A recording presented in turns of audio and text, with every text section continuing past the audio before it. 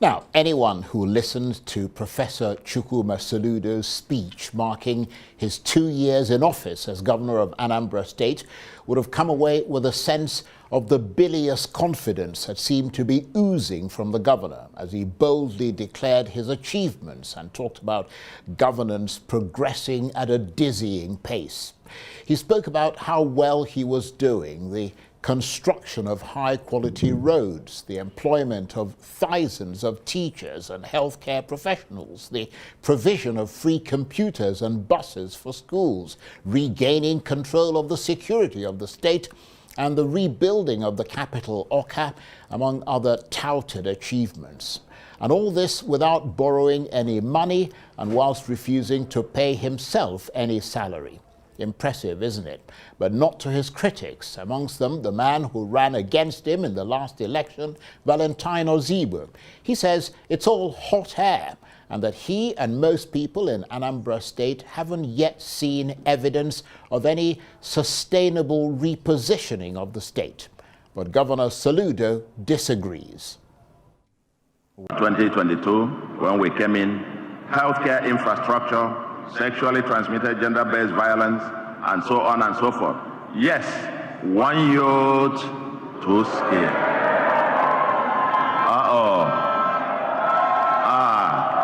No, thank you very much. Thank you, thank you, thank you. This is a unique program that I think we are mainstreaming, and I think the rest of the country has something to learn from this. This is rooted in the Igbo apprenticeship training and mentorship scheme, where we'll train them in 2 skills, basic trade skill, then entrepreneurship skill, and then we'll empower them with about 2 billion and another 2.5 billion available for concessional loans to them. I believe now is the best time to hold you accountable by asking some basic questions. How have you fared your first 2 years?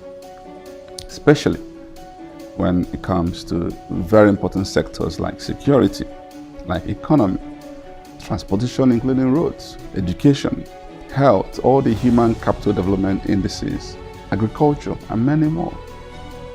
How have you managed those very critical institutions that define us, like civil service, traditional institutions, religious institutions, trade unions, town unions, etc.? How have you improved on important cities like Onitsha, Obaru, Nnewi, Awka, Nkpor, Obosi, Ekwulobia, the Omambala axis? How have you fared in other important areas that will improve the lives of our youngsters, our women, like sports, technology, entertainment, tourism, etc.? For more on Chukwuma Soludo's performance since he became governor of Anambra State 2 years ago, I'm joined now in the studio by the former PDP governorship candidate in Anambra State, now Labour Party governorship aspirant, Valentine Ozigbo. Good to see you, Valentine, and my apologies. I don't know what happened there. I could hear people murmuring in my ears, murmurs of panic when they pushed the button and it wouldn't play. But hopefully we'll be able to get to it a bit later. But thank you very much indeed for joining us. So let me ask the obvious question. How would you assess Professor Soludo's first 2 years of governor of Anambra State? Just like you would hear me speak on that video, not impressed. And again, I believe I speak on behalf of majority of the Anambra. For you really to assess performance of a governor, it's important to look at the entire chain. But before I do this, I want to actually leave a caveat. This is really not about politics. There's a reason why I've waited for 2 years to speak out. I didn't want to be a distraction to what he was doing or be blamed for it. So basically, this is nothing personal. This is me being a good citizen that I want to be. And this is also me urging citizens to hold their government accountable. That's the only time we can push them to do more. When we're complacent, we become part of the problem. And I don't know how to emphasize this. Now, talking about Governor Soludo, it's not about effort, it's about outcome. It's not about rhetorics, It's about how you make people feel. If you really want to know how Anambra is feeling today, go and ask. Today, yesterday actually, a story of kidnapping in Orumba North, Obu precisely, where, in fact, actually stormed the police station, destroyed police station, killed about 2 policemen. A few days before, they kidnapped the governor's advisor on pharmacy, together with another gentleman from Orumba North. This happened in Agota, his local government. Now, this is just a signpost about what's happening security-wise in his own local government. If you go around Anambra, if you ask anybody, what's the #1 need in Anambra today? It's security. Are we safe? We don't feel safe. You can speak all the grammar, you can say all the niceties, but the reality is what I'm painting. But isn't the reality that he has, I mean, he is the chief security officer, Yes. but he's got limited control over what actually happens in the state? Because, I mean, it's not unique to Anambra State, it's a general problem across Nigeria. I agree, but guess what? We're not facing this for the first time. I also pointed that out. Sometime in the past, when Peter Obi was governor, we had worst case.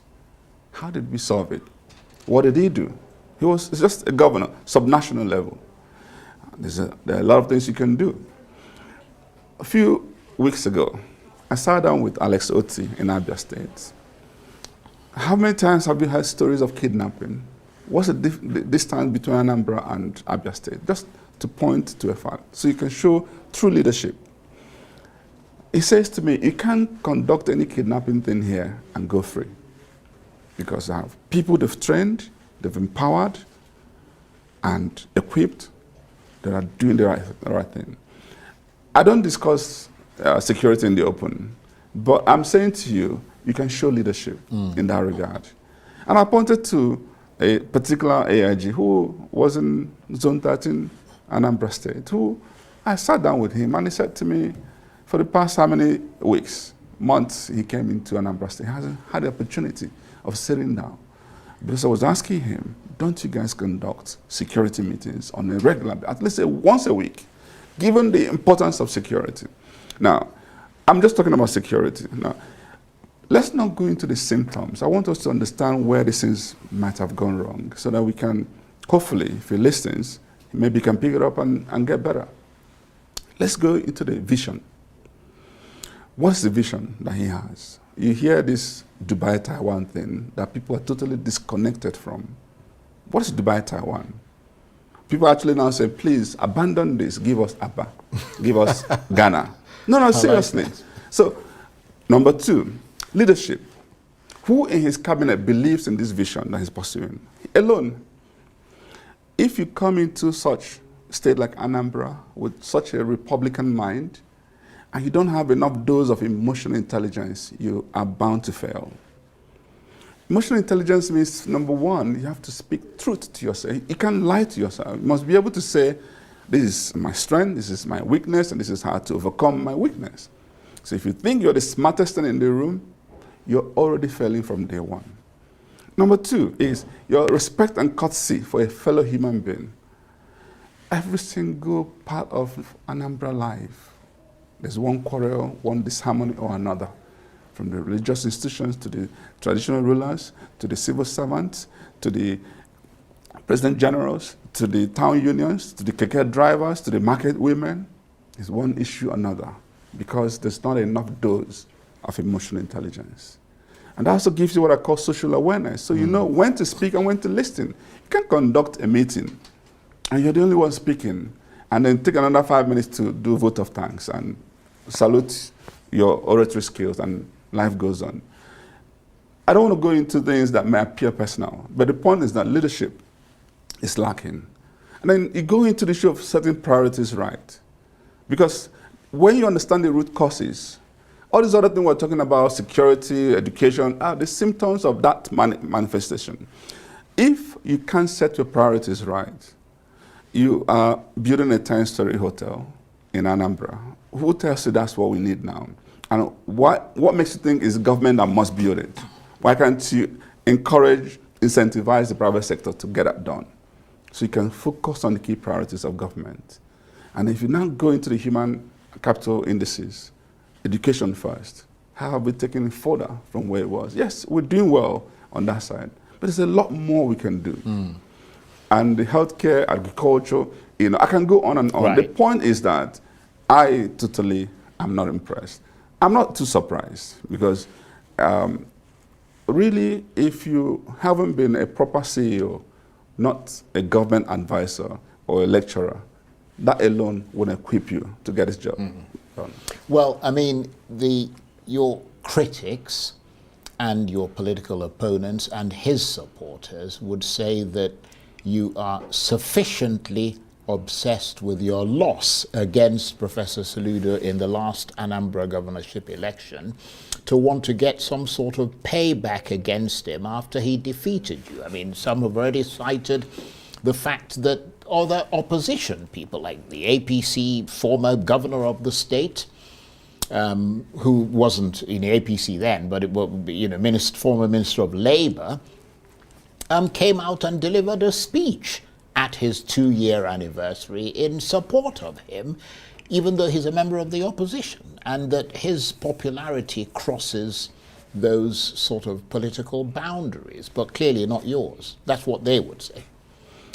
I started by saying this to you, that if it was about that, then I should have started from day one. I would have actually taken him to court after they declared that I wasn't the winner. I left him, called him that same day, said, congratulations. And I moved on. I never bothered calling him ever again. And thankfully, he didn't bother calling me. Of course, he doesn't take advice from anybody, so no problem. So I moved on. So if I had to wait for 2 years to make this type of remark, then you have to think differently. Clearly, that's not the case. I am worried about my state, where I go to all the time. I left Anambra today to get into Abuja to speak to you. And just the same day I spoke about how bad things are, one rain of the year has swept almost all the roads he has done in Anambra State, from Okbuku to Obaru, of course, opposing Obaru to Onitsha, to different parts of Anambra State. The same roads you saw him commissioning are gone. Who's going to account for this? And honestly, he has to find the money, because not the taxpayers' money is wasting. How can you build roads without consultants, without engineers? Nothing to show quality assessment, nothing. You go into there and you're embarrassing your cabinet, your incompetence. Speak to deputy governor, the commissioner, like they're not human beings.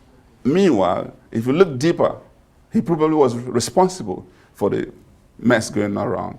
My point here is, this is not a family business. This is our collective aspiration we're talking about.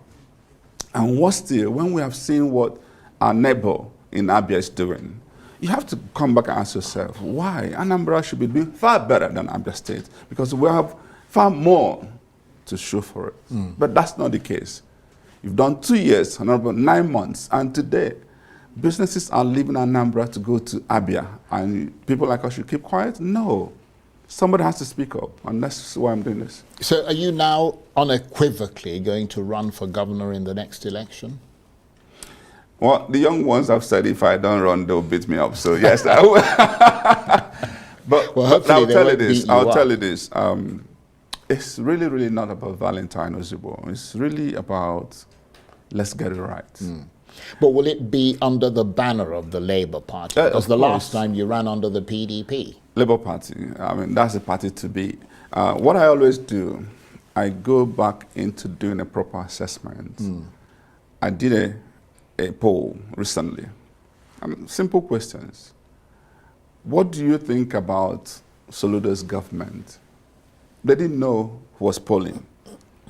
Damning evidence, damning, results. Okay, so if Soludo isn't good for second term, Which party would you rather wish? Labour Party. In fact, who in Labour Party, I listed about 20 names and tucked my name in the middle. Overwhelmingly, Val Ozigbo. So Anambra people are yearning for proper leadership that I will provide. So you are effectively firing the starting gun on the next governorship election in Anambra State. But you still obviously have to win the party primary, don't you? Of course. As you know, this is not even a campaign season yet. It isn't yet. What I'm simply doing is consulting, reaching out, engaging, and learning. There's a lot of learning to do.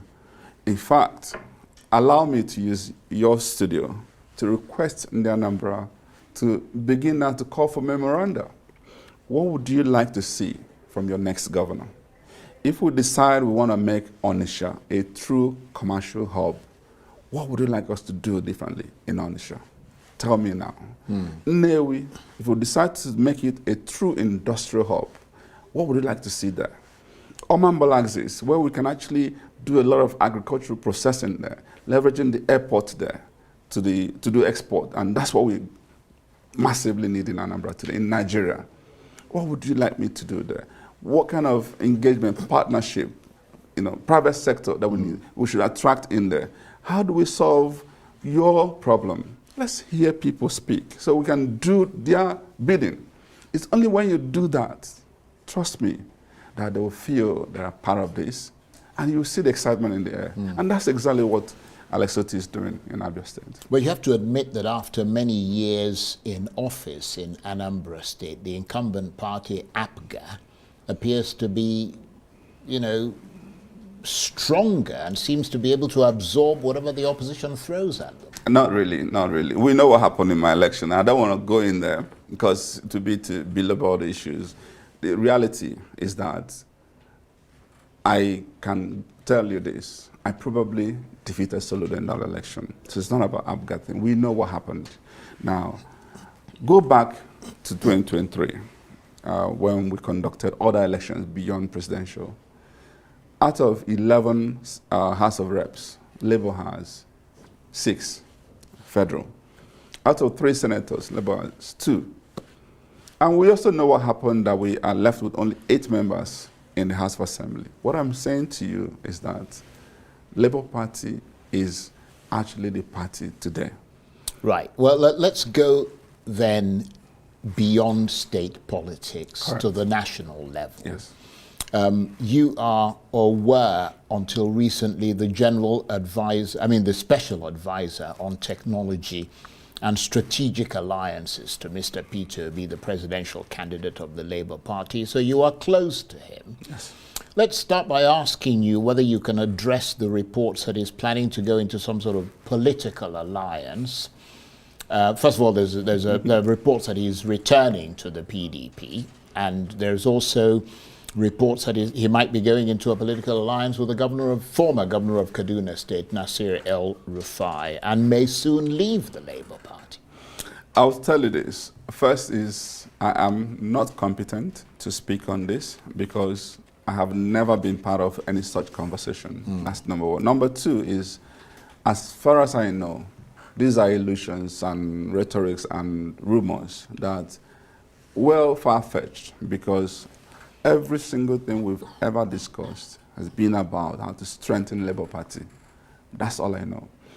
I also am aware that there are a lot of interests who are saying that for Labour Party to succeed in 2027, there has to be some alliance with some other parts of PDP, APC, NMPP, ADC, and all of that.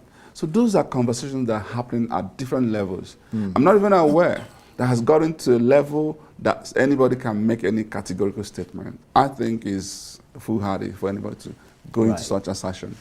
I will tell you this. Labour Party is the party, and if we're going to go into any alliance, we're going with Labour Party into that alliance.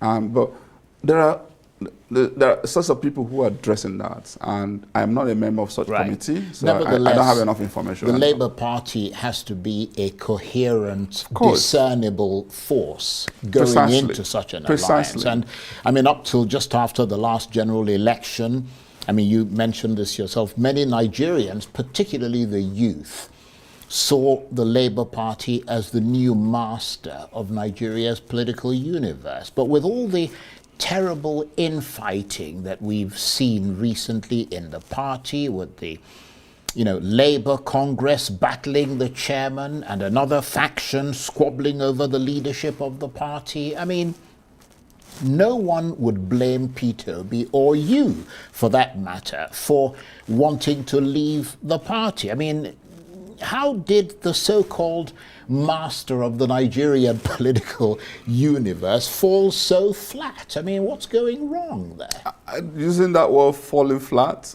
maybe too presumptuous and exaggerated. I admit that we have some issues. You got major issues. The reason is because the tenure of the existing National Working Committee members is up. And so there's need for another convention where either they or some of them are returning or fresh people are coming on board.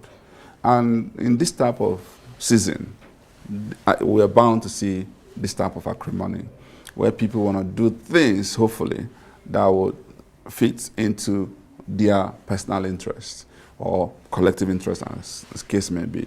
I'm aware that convention is fixed for tomorrow.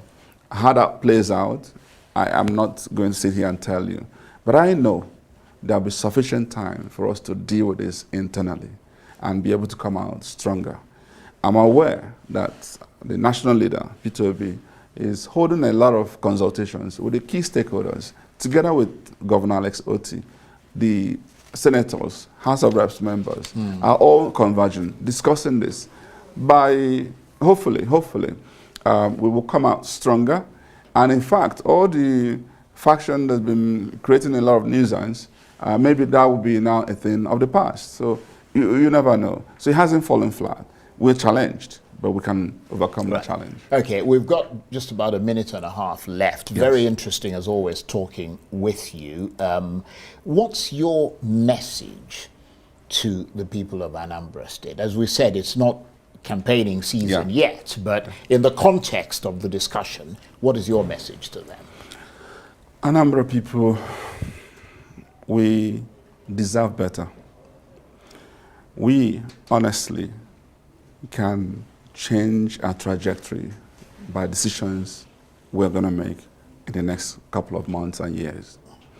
And we should honestly, at all times, anytime it comes to issue of leadership, look for character, competence, capacity. Look for making sure that right processes are adhered to so that we can come out stronger and also be strategic in our thinking. Anambra's election 2025 has a lot to do for how Nigeria pushes further, and we've got to be strategic. I don't want to say more than this, but I have decided to sacrifice everything that I have to providing that leadership. And this is why I am engaging with a lot of people, so letting them know that I may not have all it takes, but I have the listening ability, so that when we then come together in a room, we are totally complete in taking the right decision. And would you say that things, your perspective and the way that you approached politics has changed from when you ran the last time? Totally. One is I've been consistent in being a non-transactional politician. That's one I want to pride myself, and that's why we get along well, Peter B and I. Because politics, the only time you can really play well is when you play from a patriotic, good citizen point of view, not from a selfish or a tribal perspective. And so that remains, and that's even stronger in belief. After what we went through in 2023, my commitment to this is stronger. And guess what? I can tell you that the first attempt was a learning curve. Today, if you conduct any poll in Anambra State, it will shock you. It tells you we are better positioned to making sure we do the right thing and get Anambra people happier than they are today. And on that note, I want to thank you very much indeed. Valentine Ozigbo is a former PDP governorship candidate in Anambra State, now Labour Party governorship aspirant. Thank you ever so much. And let me also mention that, of course, the Charles Chukwuma Soludo's people, government, have a right of reply, and if they want to, get in touch with them.